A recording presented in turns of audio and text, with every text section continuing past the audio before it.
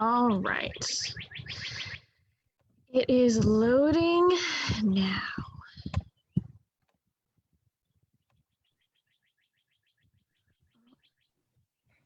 Cool.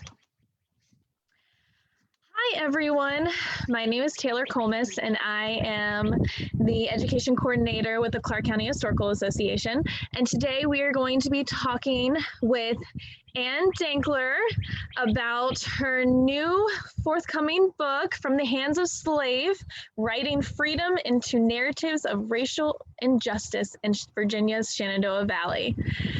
Welcome, Ann. We have known each other for quite a while. She was my professor at Shenandoah University, and she helped me a lot with my thesis at the end of my senior year. So welcome. Would you like to say anything to the audience about your career? Well, I'd just like to say good morning and thank you for having me on. It's a real honor to see you again and know that you're holding a position at the Historical Society. So thank you for having me. Perfect. So we are going to get this started, and this is going to be an interactive interview. So I'm going to be asking Ann some questions, and if the audience would like to ask any questions throughout the interview, you are more than welcome to. At the end of the interview, we will take more questions, okay? So our first question today is, first of all, what is the book about? What is your project about? The book is an exploration of African American history in the Shenandoah Valley with an emphasis on the history of enslavement. And I had two goals in writing the book. The first goal is to use four, I call them narratives of freedom, which we commonly know as slave narratives. So I tried to tell the story through four individuals who wrote narratives and lived in the valley. And my second goal was to combat this, I call it a low in number theory. So ever since I started at Shenandoah 17 years ago teaching, and African American history is one of my research fields. And when I started to look into the history here, I'm actually in Falls Church, sorry. So there, I kept noticing in historical accounts, white historical accounts, that slavery was not important to the growth of the valley, that there were nowhere near the numbers of enslaved individuals like there were in Tidewater or in Richmond, or obviously areas farther south. So I really wanted to come at that statistic to argue that it doesn't matter the number. One person's life is one person's life. And when you rely on statistics, especially in doing African American history and race studies, which I also do, is erroneous, and it can be used as an excuse to explain away, well, we're not racist because we didn't have a lot of slaves. And anytime, for example, if someone says, well, slavery wasn't so bad here, the masters were nice. For one thing, that's not true, and for another, that statistic is meaningless. So I was able to, through the narratives themselves, dig up some history that I would never have found, obviously looking at the more biased white accounts. So those are my two main goals. Perfect. I mean, it sounds like when it is released, it's going to be an amazing book.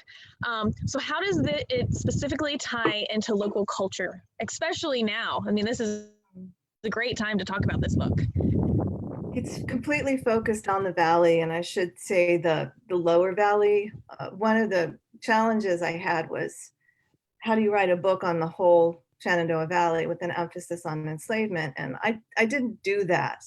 So the book is more a general survey with the emphasis on where you are in Winchester. There's more information, and I did have to focus it. It's not an 800-page book. I'm hopeful that the focus and sort of suggestion of here's what happened in the lower valley, and then maybe someone else's work, it will take place or study the upper valley. So it's absolutely focused just on Valley enslavement. Perfect. So what was your favorite finding through your research? Definitely, with your help, Historical Society's help, the story of the enslaved couple from Clark County, Emily and John Webb. They had 13 children, and they were able to escape enslavement. And their story starts in Clark County and it ends in Canada. And it's very complex. And they're actually two of the individuals of my four who wrote narratives, although their narratives aren't the standard. Say we would recognize Frederick Douglass's autobiography.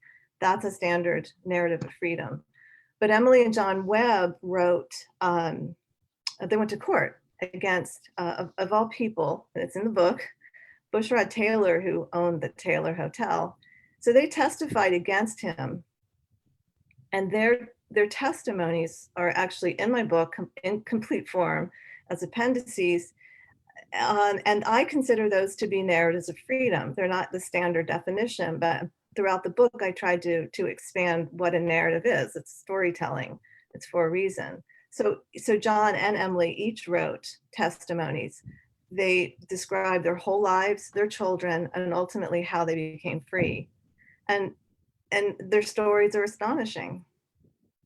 They knew what they were doing. They were historians, which is another part of the book I loved and learned, is the four would reveal details that, again, I couldn't find anywhere, and then led me to another path. So that's why I wanted the stories to guide the book. Oh yeah, definitely. What what have you found to be difficult about this research? Have you found any stories that it was hard to like decompress to handle? Yes, I think on two levels it was challenging. One level was frankly going to historical societies or speaking with individuals. Most were kind and wanted to share information, but occasionally there would be someone who sort of didn't understand why I was doing what I was doing, why bring up the past. This is not a good past. And especially as I started to find more information on the size of the interstate trade of enslaved individuals, which is in the hundreds of thousands, originating from the Valley into West Virginia, which of course is still part of the Valley. That was shocking when I would bring that up to institutions or to individuals and say, "Can you help me with this research?" And there was sort of a disbelief about that fact, but again, that sort of it wasn't important and it doesn't matter. So that was a challenge, and also when Emily and John lost two of their sons who were sold in sort of a vengeance act. I mean, it never matters how people are sold, but those are that was hard to read, and I suppose too the other accounts of losing either siblings, which one of the individuals, John Quincy Adams, his freedom narrative, he describes he lost his brother and never saw him again. So those are hard. Definitely. What do you hope to get out of this project for like the bigger scale, the bigger picture, for years to come, for decades to come? I'd really like to see the Valley and organizations embrace the interstate trade of human beings. I'm not, that's not a nice topic, right? This is difficult history. Obviously it has to be told and should be told. However, how would one decide how to commemorate this trade? And I realize that that's tricky, and it's not really for me to decide. I have a particular position as a white person with privilege, and so I want to be humble and sensitive to how that history can come out and be told. And then I guess the second answer would be for people hopefully to read it and then think, well, I'm going to do more with Augusta County, or I'm going to look more into Clark County, to sort of take up what I hope I've said. And other historians have done this as well, obviously not the only one, but to continue to tell a more regional story. There's just been so much, and it's disparate and hard to bring into one complete story. I don't know if that's even possible, but if it could lead to other research projects, that would be great. Yeah, opening up the platform where there is more areas of research where you can find more African American history and have everybody's story told. I think is going to be a great thing, especially with the movement we're going through right now. It's going to push books like yours to the next level, maybe that it might not have been pushed if this wouldn't have happened. So it's kind of a blessing in disguise that something like this is happening right now, so that you already were writing your book and it's happening all at the same time, and people get to read these accounts and kind of delve into these people's lives and kind of understand what African Americans, what the Black community went through. Because it was not all glitter and glam. Slavery is a horrible, disgusting beast. Exactly. Yeah. So what is the most important thing that's going to come, do you think that will come out of this book for the audience to see, for people, for viewers, for readers? What is a good, important tale to take with you once you've read this book or before you're about to delve into this book? That's a really good question. I suppose it's what I tell my students all the time too, is to not accept things you see at face value, or not to accept the sort of mythological views of history that were always written by either the conquerors or the winners, or in this case, for me, white people. So the mythologies that have been built up about the Valley and not having enslavement being important, even modern historians will say it just wasn't a big deal here. To really break those myths and that kind of thinking, and to look more critically at historical texts and what's wrong about them in many cases, and what's between the lines. And so then so what comes in front of you today, you don't just completely say, well, of course it has to be like that. And use your mind, use your informed opinions to make decisions about the world now, and don't forget about the history. I mean, we're here in this particular historical moment for many, many reasons, and a lot of those reasons have to do with what I tried to write about.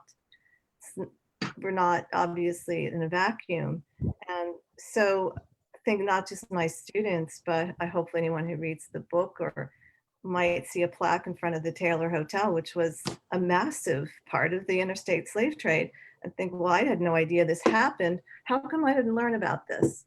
And therefore wonder, well, what am I actually learning when I learn American history? How much of it is myth? How much of it has been constructed for particular political reasons so that certain individuals can keep their power? So that's what I hope from the book, and I tell my students is to, basically always question what's in front of you. Yeah, it's definitely not all black and white. Right. You always have to look at those gray areas, or you won't get the full picture.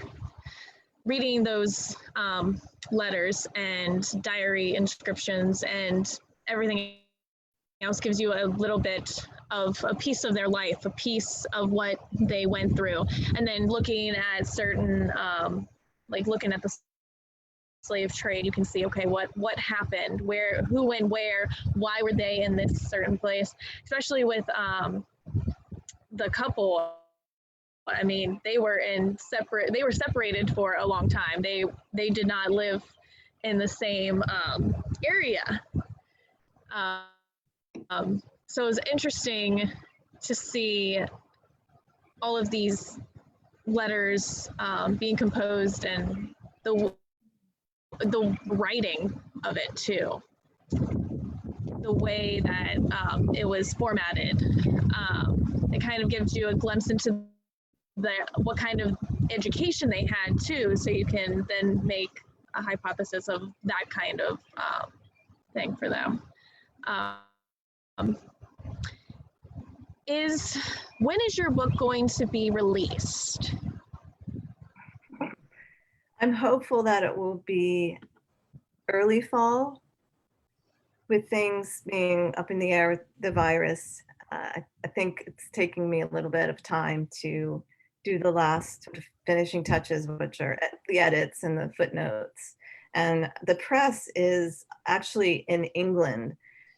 So there might be an issue of the book being completed and then hopefully brought over across the pond and made available. So I am shooting for hopefully September or October. Perfect.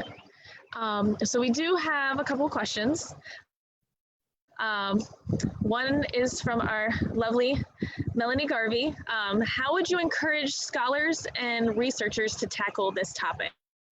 It's a great question. I was actually talking to my husband about it last night on a walk, and I have learned from individuals in historic sites, among them you all too, and that's to we think we may have uncovered all the history there is, but it actually comes down to you and your perspective. So for example, when I go down to the Walking Mall and look at the Taylor Hotel, look at the Confederate statue even today, it's supposed to have a particular meaning, but it has many, many others as well. I think we've seen that in the last few weeks too. And that's why these statues are starting to come down and their presence being questioned.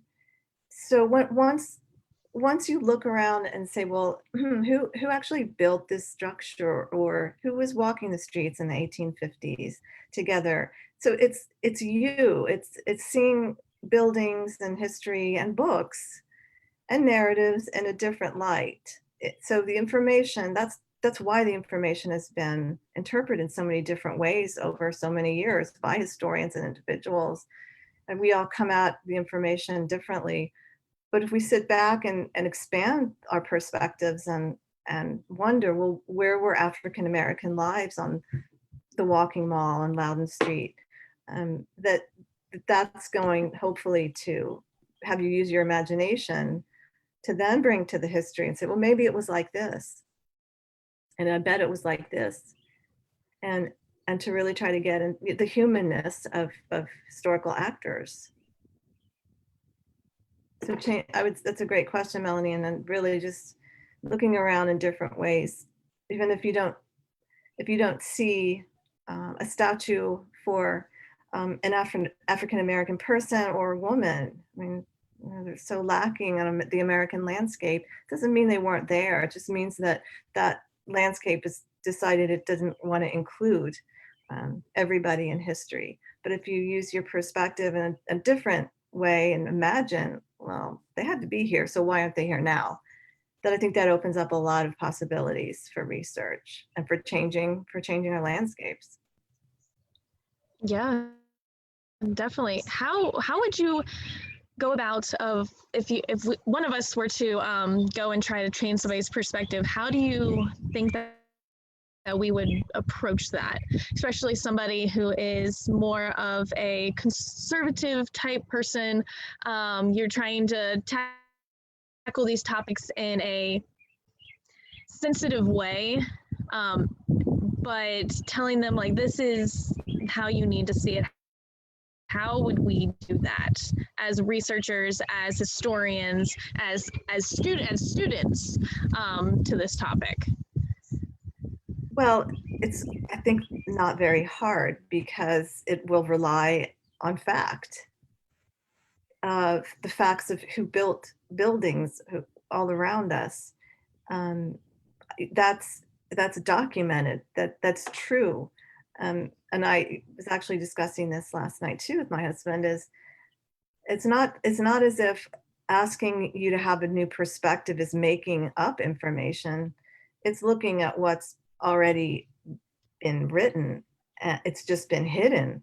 So once it's starts to be heard, you're presented with the facts. Nobody can dispute that. I mean, they can dispute it, of course, because we see that all the time in our society. But you shouldn't. I mean, there's historical fact, and it's proven, and it's people wanting to reject the facts. So I understand your question, and I run into it a lot. I mean, I get, how do you know this and how do you know that? And I said, well, because I found it in the library. It's there. And also I have sources that suggest the sources that have been hidden, like the narratives of freedom, that suggest certain historical facts. And I am making the jump and claiming that their narratives are valid historical accounts, are not just literary expressions. So therefore, this is the history of this building, or this is the history of Loudon Street. It's not what you think. It's not what's there right now. And it's, again, not out of, I'm just making it up. It's a fact. And encouraging the kinds of questions like, well, I wonder who built this. I wonder why Route 11 was called the, quote, slave trail of tears, which it was called. So it's trying to make sense of the actual history of the facts. Wow. Yeah. Yeah. I mean, that seems like it's a good way. I mean, you just tell people facts. This is how it is. And if they choose not to accept it, I guess that's the bigger storm. You just go along with it. You're like, okay, like, this is what I presented you. This is what I know is to be true. These are not just things taken out of some school book or anything. This is actual written documents from 1864, 1902, whatever the date may be. These are actual documents going further into history, and we have to accept that they're not lying. And even if they were, it's still part of their history. So Yeah, exactly. awesome. Does anyone else have any other questions for Ann Denkler about her upcoming book, her research, anything else that you're interested in? I'm just so baffled at the amount of research that you've been able to find, which is crazy, and I'm so glad that this is being uncovered. It's so important, and it's so a part of, especially Clark County, Winchester, about our area's narrative. I mean, we hear a couple times a year that the Shenandoah Valley was so good to their slaves, that the Shenandoah Valley didn't have these horrible, nasty masters that someone in Georgia or someone in New Orleans, would have. So it's great that you have uncovered this history and is going to be able to show the community that no, these are rumors that were, or folk tales that were told along the years from your great grandfather and so on. So it's just completely great that we're able to finally see the surface. So for writing your book, I have a question from Catherine. She said, did you speak with any descendants of the slaves? I did not in this book. My other book, I did. My emphasis was more on the structure of, I guess, the knowledge of enslavement and how that's been traditionally passed down through the white narratives. Um, yeah, I was more looking, again, the focus I wanted to keep on the four narratives of freedom, and it wasn't an ethnographic book, again, like my first book was. That would be a great next step, or someone else's work, is to do the genealogy. I certainly want to do that from Emily and John Webb. Melanie knows this because I suggested it to her, like a field trip to Ontario, Canada, which apparently there's a small town called Hamilton where the Webbs ended up, and it was an African-American community. And so I think that's fascinating. Were there other Valley families who escaped that far north? And what kind of lives did the Webbs have? Who are the Webb descendants? And can I meet them and talk to them and complete that family tree? So that's actually hopefully my next project would be to focus on them. And additionally, in doing researching the slave trail of tears, there's so many enslaved African Americans who ended up the other direction in the Deep South.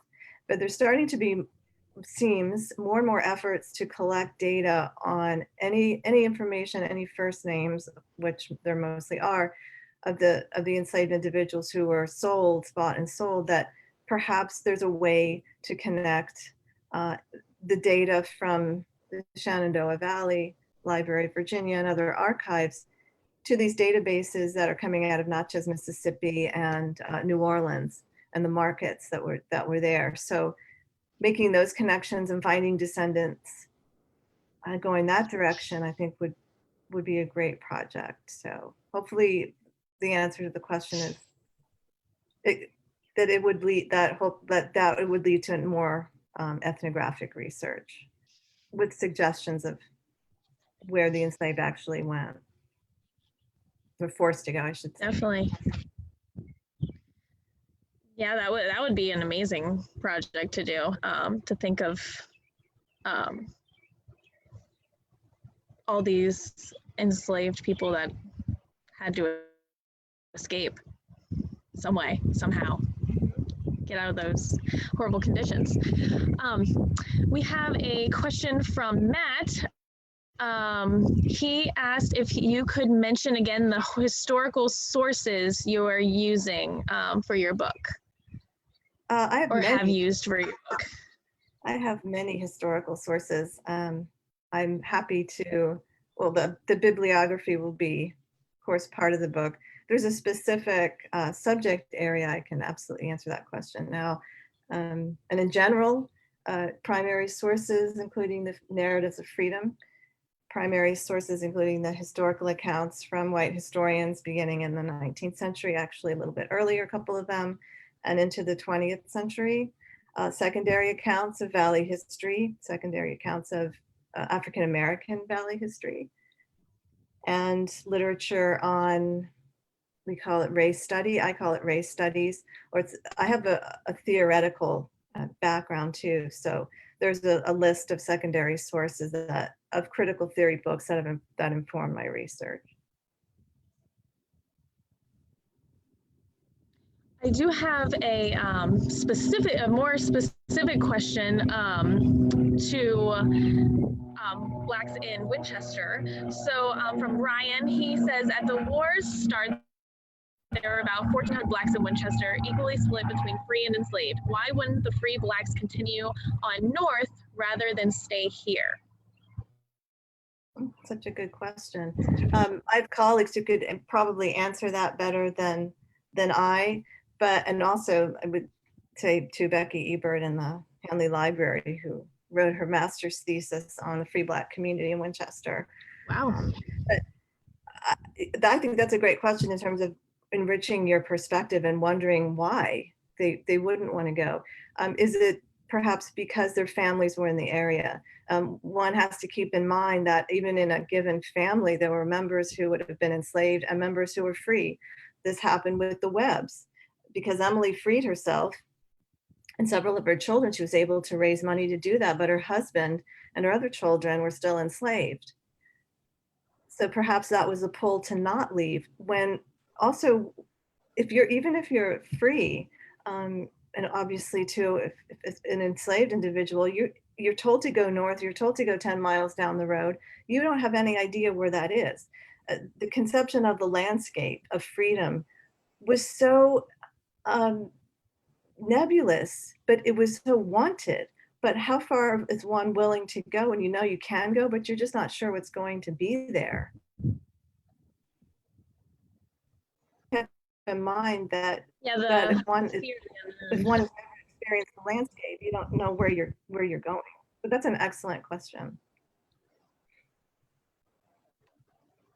perfect. Let me see if there's any other questions. Let me refresh my page and see if there's any new ones that have come in the last couple of minutes.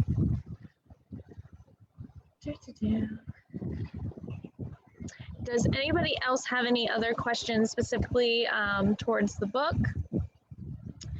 or towards Dr. Denkler in general on writing her book, how she was doing her research, how she did her research? Let's see. Does not seem like we have any other questions. So if anybody does have any questions, you can for sure email me and I can direct you towards Dr. Denkler's email box, or I can give you her contact. So she said her book will be coming out hopefully in the fall. So we are anxiously awaiting for that, and hopefully we'll be able to sell some copies at our location for you. Hopefully we'll be able to open up to the public even more so that we can do that. And it would be great. It would be a great topic. We are doing book clubs every month now, Zoom book clubs. So that would be an amazing book to do for one of our topics, since we're doing historical fiction or just historical nonfiction. Oh, I do have one last, we'll do this one last question before we get off here. And what gave you the drive to pursue this topic? That's a great question. Thank you for it. I suppose it was the narratives themselves, having known about them for years. And as I said at the beginning of our interview, these ideas about enslavement not being important in the Valley, and some, I suppose, previous experiences with research, with my students too, being exposed to the don't do this. It's not right. Nobody wants the bad history. And my attitude is, if somebody pushes you sort of up against the wall, you're going to go out fighting, And so there's this streak of this is absurd, and the truth needs to come out in my humble way, my modest way of just suggesting through one book, of let's try to change this. So I guess a mix of frustration and anger, and then just really being in awe of the narratives that I read. And I know that there's millions more, I call them silent narratives that we won't ever hear, but they exist with us, and they're part of our universe. And maybe a way to tap into them is to use the 4 that I found and expose their bravery and their courage, and against all odds, that they can stand in for those narratives that we will never have a chance to read. So I just thought it was really important to have their stories there. They're trying to speak to us. The past is trying to tell us something, and we need to let that past have its voice. Perfect. Well, thank you, Dr. Denkler, for joining us today and for taking questions and telling us about your upcoming book. And we really appreciate you at CCHA for everything you have done for us. And we cannot wait to see what this book is going to do for the community. Thanks, Taylor. Thanks for listening, everyone. I appreciate it. And thanks for everything that you've helped me with, because I couldn't have completed the book without all of your help. I thank you. So we are going to be exiting the interview, everyone. Again, if you have any questions, please inbox us and I will give you my email or give Ann Denkler's contact information so that you can get your questions answered. So thank you everybody for tuning in today, and we will see you next week.